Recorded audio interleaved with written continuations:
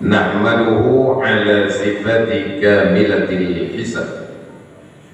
Ashhadu an la ilaha illallah wahdahu la syarika lah wa ashhadu anna Muhammadan abduhu wa rasuluhu la nabiyya ba'da. Ittaqullaha haqqa tuqatih wa la tamutunna illa wa antum muslimun. Faqala Allah subhanahu wa ta'ala, a'udzu billahi minasy syaithanir rajim. Bismillahir rahmanir rahim. Wa ibadur rahman alladzina yamshuna 'alal ardi hawna wa idza khatabahumul jahiluna qalu salam. Walladzina yabituna lirabbihim sujjadan wa qiyama walladzina yaquluna rabbana isrif 'anna 'adzaba jahannam inna 'adzabaha kana gharama. Shadaqallahul azim. Bapak, saudara-saudara ma'asyiral muslimin sidang jamaah Jumat rahimakumullah.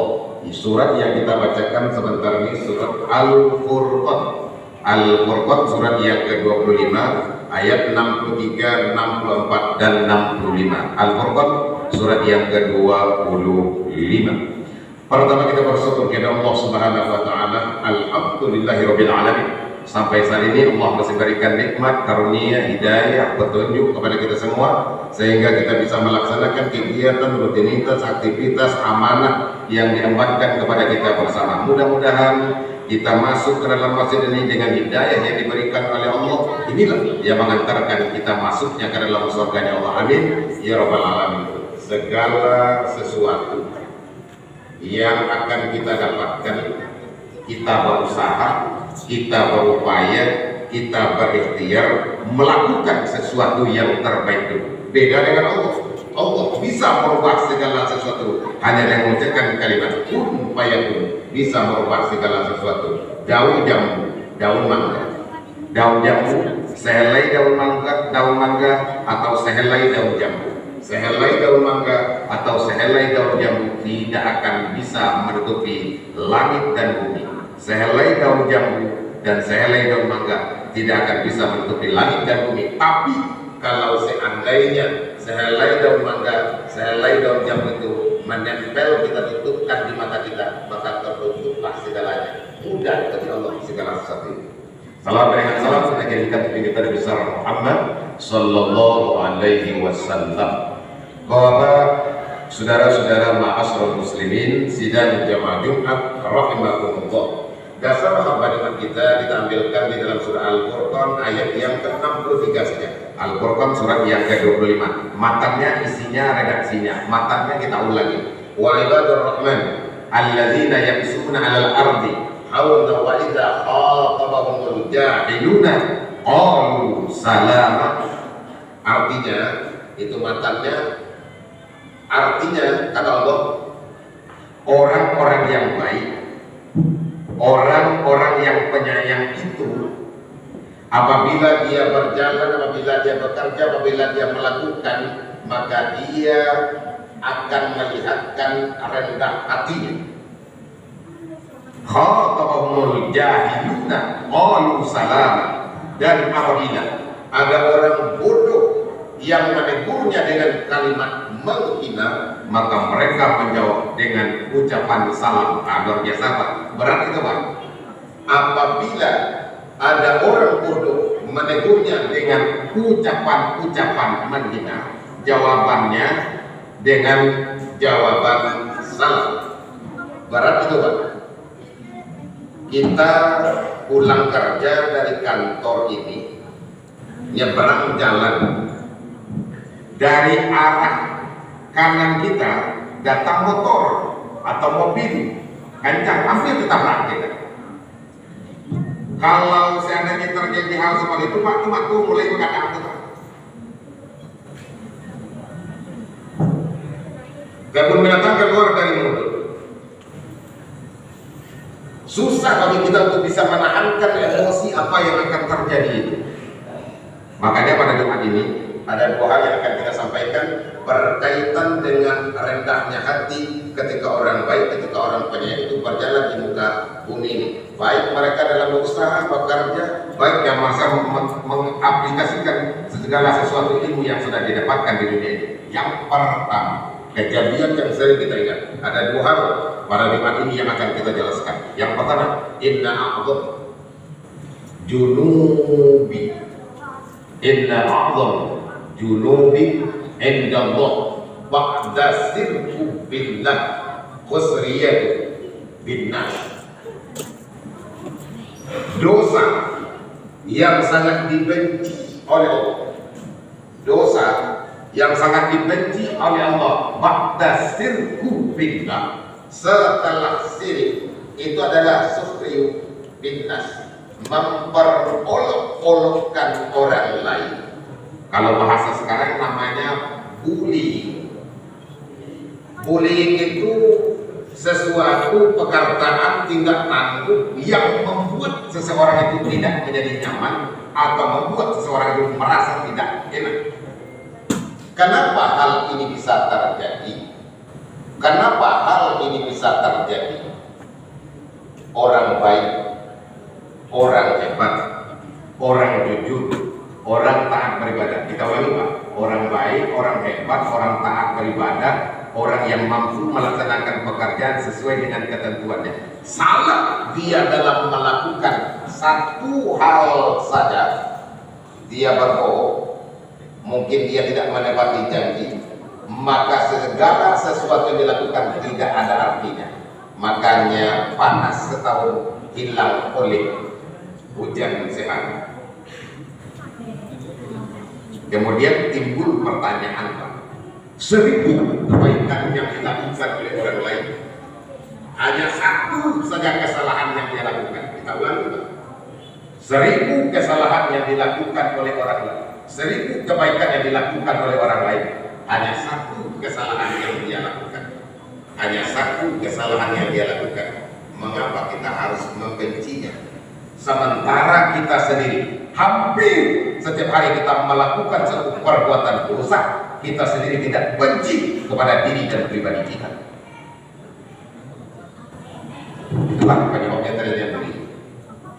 Makanya kata Imam Syafi'i, orang yang apabila di belakangku menceritakan kejelekan, orang yang apabila di belakangku menceritakan kejelekanku, kata Imam Syafi'i, dan menghancurkan kehidupan duniaku, menghancurkan karir, apa saja karir kita, menghancurkan kehidupan dunia kita, maka itulah orang yang di akhirat bermanfaat untuk kita. Kadang-kadang lawan manfaatnya besar untuk kita Pak, bukan di dunia tapi di akhirat nanti.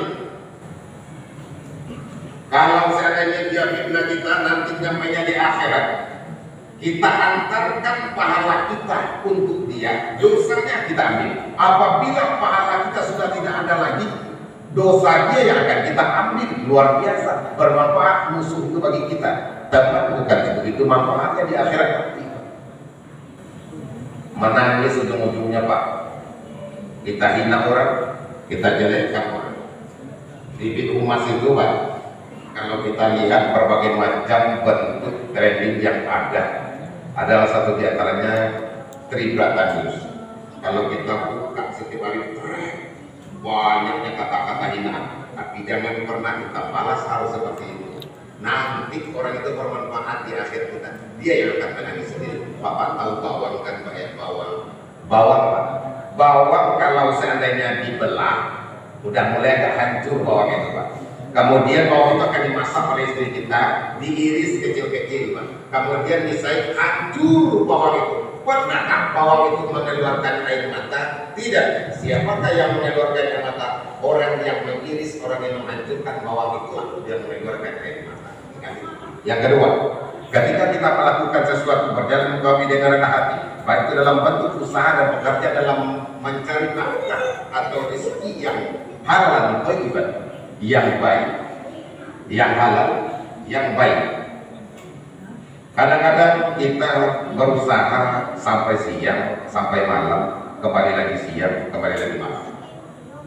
Kalau seandainya kita ingin menangkap ayam, kalau seandainya kita ingin menangkap ayam, jangan ayamnya dikejar.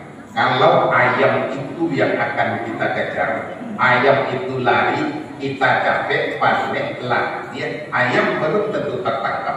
Bagaimanakah caranya?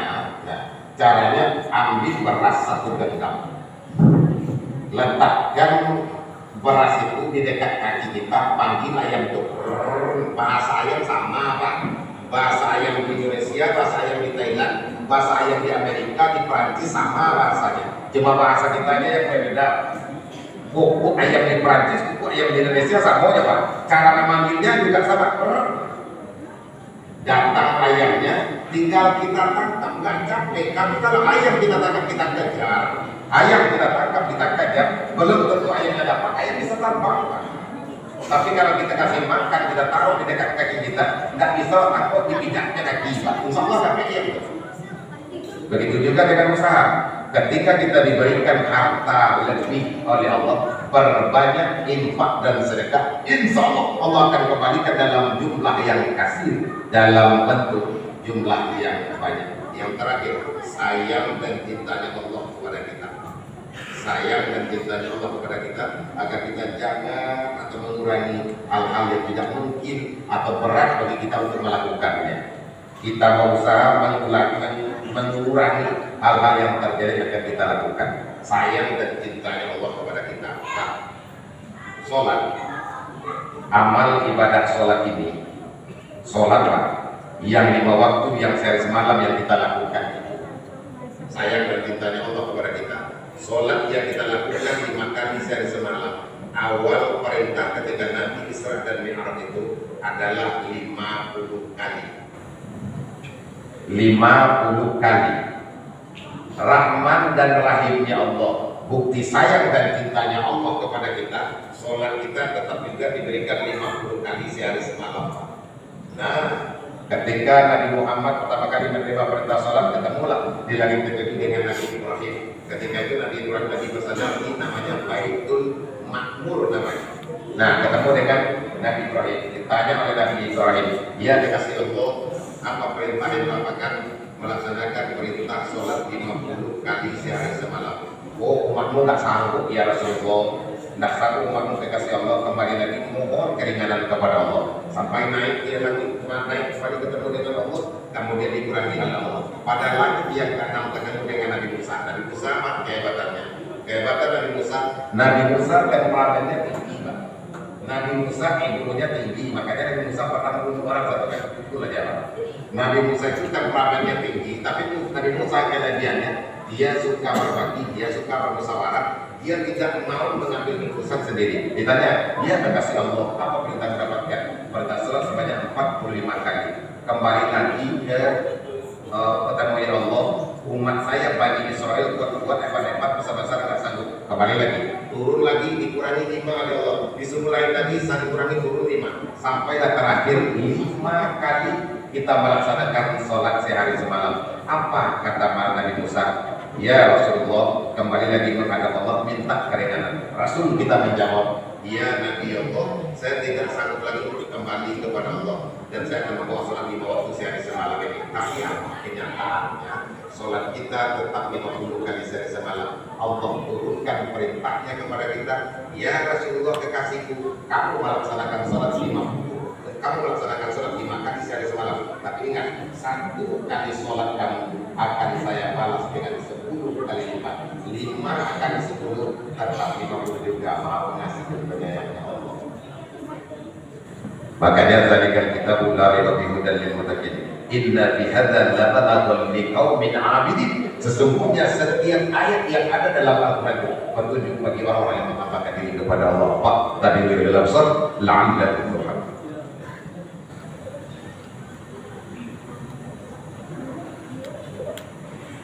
Alhamdulillahirabbil alamin.